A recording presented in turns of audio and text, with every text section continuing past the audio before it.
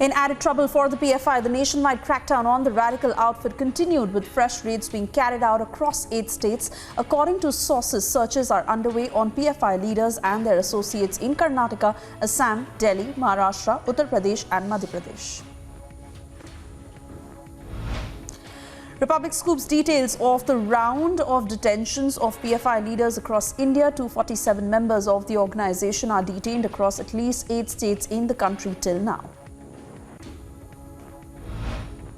A key meeting was called by the Home Ministry in the national capital on the back of the ongoing PFI raids. NIA DG, IB Chief, ED DG part of the meeting. The MHA discussed the PFI crackdown and Operation Octopus.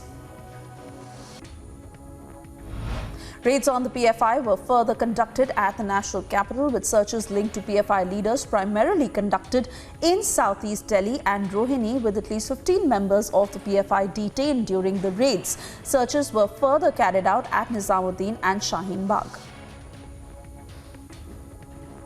Section 144 has been imposed in parts of Delhi in the wake of the second round of PFI raids, with the Delhi police warning that violators would be held accountable for any vandalization and disruptions in the law and order situation.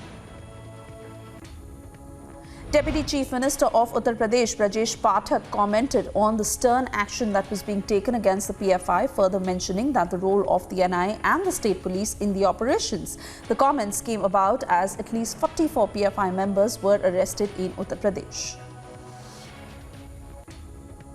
PFI के network को पूरी तरह से ध्वस्त किया जा रहा है। पूरी प्रदेश में सतर्कता बढ़ा दी गई है। लोग सर्विलांस में हैं। हम किसी भी स्थिति में उत्तर प्रदेश में गैरकानूनी गतिविधियों को अनुमति नहीं देंगे। हम कड़ी कार्रवाई करेंगे। उसी के तहत लगातार कार्रवाई चल रही है। CCTV proof of PFI men on rampage in Kerala was accessed. It showed the men trying to stop a moving public bus following with attacks on it. The PFI workers were identified and taken into custody. Raids on PFI were conducted across Assam, with a special branch of the Assam police arresting 20 people in connection with the PFI. The detentions were conducted at the districts of Darang and South Kamrup, among other districts in Assam. A crackdown on the leaders of the PFI were further witnessed across DAKSHINA in Karnataka, with the most number, that is 72 members of the PFI detained in the state. Members of the organization taken to Mangaluru jail following the arrests were taken under various sections of the CRPC.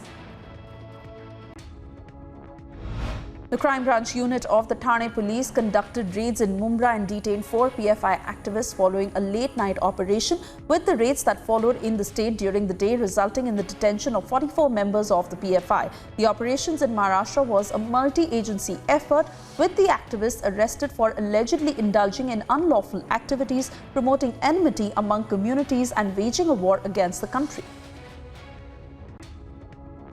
Multifaceted proceedings with regards to the split between the two factions of the Shiv Sena was heard at the Supreme Court. The deliberations on the party's name, symbol along with anti-defection law discussed as part of the proceedings, while Kapil Sibal represented the Uddhav Thackeray faction.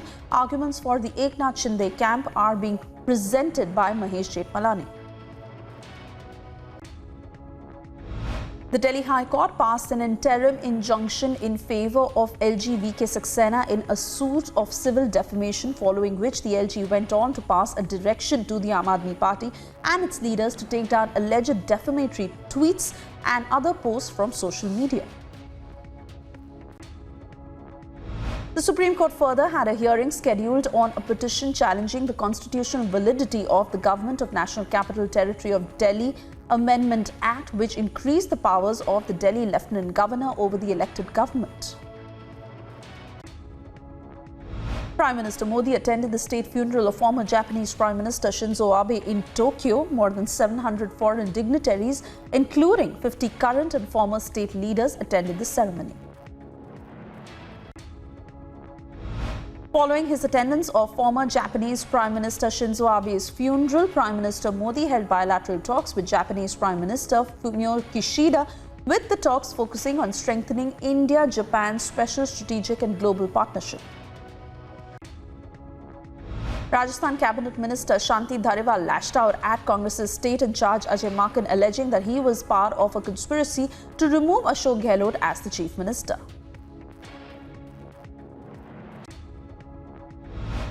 Punjab Chief Minister Bhagwant Mann tabled the confidence motion at the Vidhan Sabha in Chandigarh, with the Chief Minister speaking on an alleged fake enmity between the BJP and the Congress going against the Aam Aadmi Party government.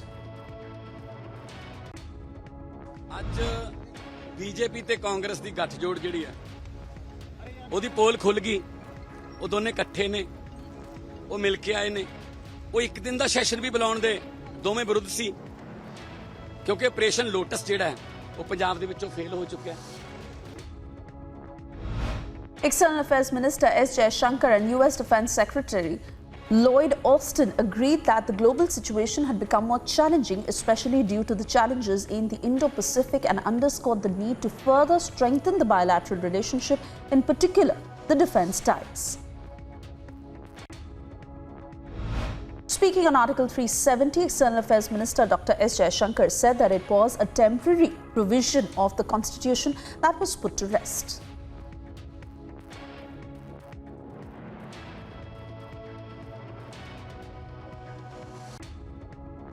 The temporary provision of the Constitution was finally put to rest.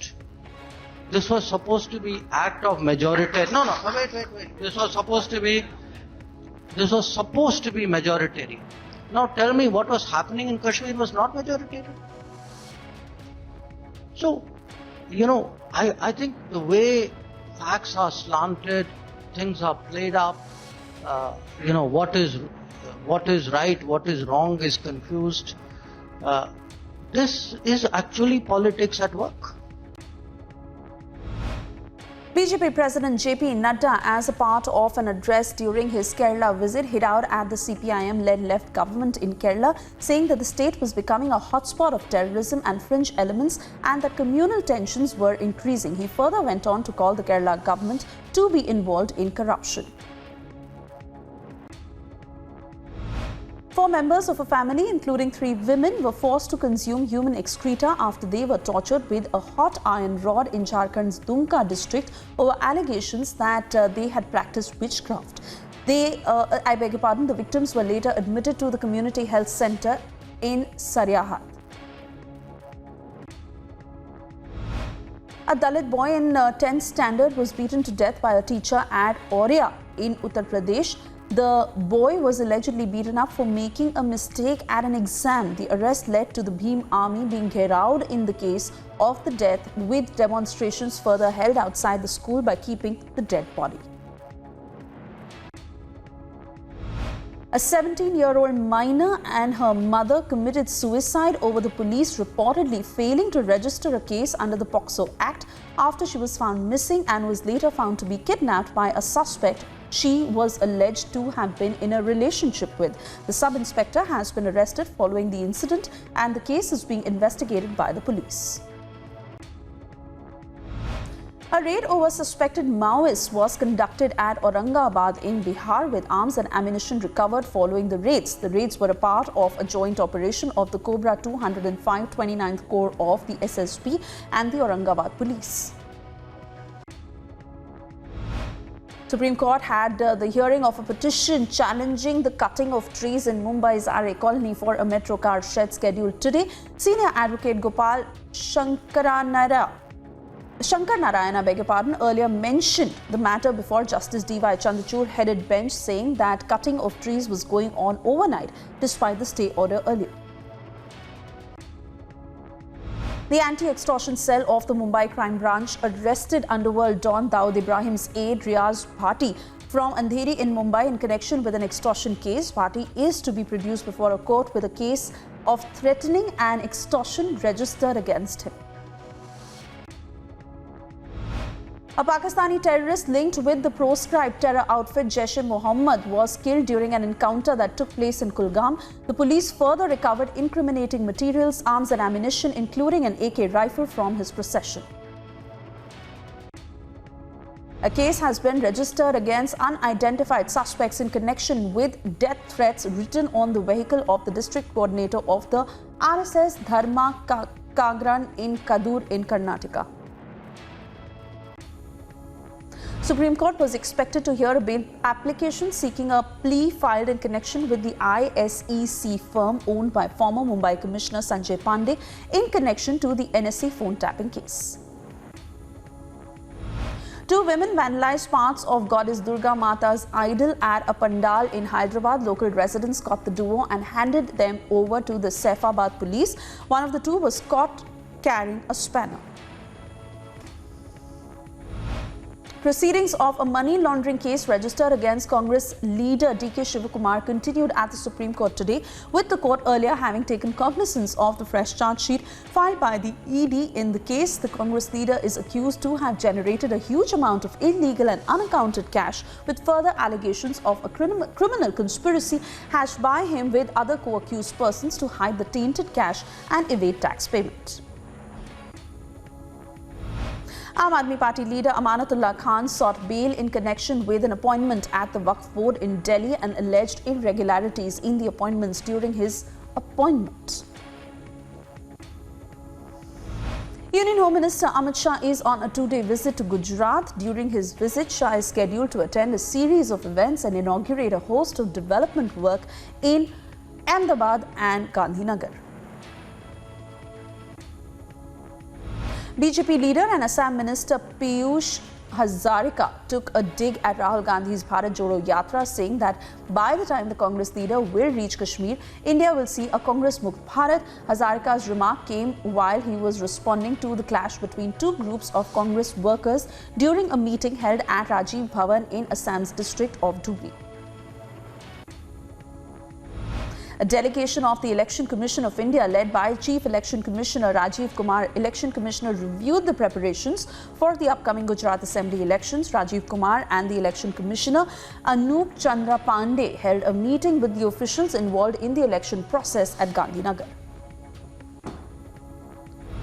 Jammu and Kashmir Director General of Police Dilbagh Singh visited Baramulla district in North Kashmir and chaired a meeting of civil and police officers to review the security arrangements ahead of Union Home Minister Amit Shah's visit to the Union Territory from the 30th of September to the 2nd of October. Female personnel of the Indian Air Force were witnessed conducting operations in the eastern sector over Arunachal Pradesh and Assam, with ANI documenting operations by the woman pilots flying indigenously developed ALH Dhruv Mark III choppers at a forward air base visit at Tezpur in Assam. Personnel of the Delhi Police conducted a simulated anti-terror response exercise at the Sri Dharmik Ramleela being undertaken at the Madhos Park in New Delhi and Navratri celebrations at the national capital. A major fire broke out in the area of Paharganj in New Delhi in a toy shop. 4 to 5 fire tenders were rushed to the spot following the incident, with the fire brought under control within an hour. An evacuation alert has been declared for people living in low-lying areas near the banks of River Yamuna in Delhi, with the water level in the river rising above the danger mark of 205.33 meters. The present water level has further been recorded as the highest this year so far. U.S. Secretary of State Antony Blinken announced $10 million in new aid for food security in Pakistan as record flooding continues to affect tens of millions of people in that country. A third of the country remains underwater after the historic and catastrophic storms. About 33 million people are affected. Farmers whose entire harvests have been literally submerged. Families whose homes have been washed away. Children whose schools have been ravaged. That has an immediate impact, but unless we're able together. Thousands of Colombians took to the streets to reject the first economic reforms proposed by the government of Gustavo Petro. This comes after Petro presented the reforms before Congress, where he has majority, including a tax reform that proposes to raise taxes on the wealthiest to finance ambitious social plans aimed at reducing poverty. Bunch of flowers, plush toys and candles were left outside a school in central Russia after a gunman opened fire on Monday, killing 17 people and wounding 24 others before shooting himself dead. The shooting took place in school number 88 in eastern Moscow, a city 960 kilometers in that area in the Udmurtia region. At least 4 people were injured in an attack on Kramatorsk in a residential area of the city in the Donbas region. The roof of one of the buildings was hit, while balconies and windows of several apartments were broken and fell onto the garden and entrance to the structure below. 4 people died, including a US citizen, in the sinking of a passenger boat in the Galapagos Islands. The Santa Cruz Port Captain's Office said most of those aboard the boat had not been wearing life jackets. Hurricane Ian grew stronger as it approached the western tip of Cuba on a track to hit the west coast of Florida as a major hurricane as early as Wednesday. Authorities in Cuba evacuated 50,000 people in Pinar del Rio province, sent in medical and emergency personnel, and took steps to protect food and other crops in warehouses. Spain prepared for a must-win Nations League match against neighbours Portugal with a training session at the team's Madrid base. Brazil trained ahead of their friendly against Tunisia in Paris. The match is the South Americans' last warm-up before the start of the World Cup in November, when they will face Serbia, Switzerland and Cameroon. Czech Republic, coming off 3 consecutive defeats to Portugal and Spain, trained ahead of their final UEFA Nations League match against Switzerland, needing a win to avoid being sent to League B. Portugal legend Luís Figo has helped set a world record for the highest football game played at an altitude of 20,230 feet in zero-gravity conditions, with the record set by football stars from across the Middle East, Europe and Latin America.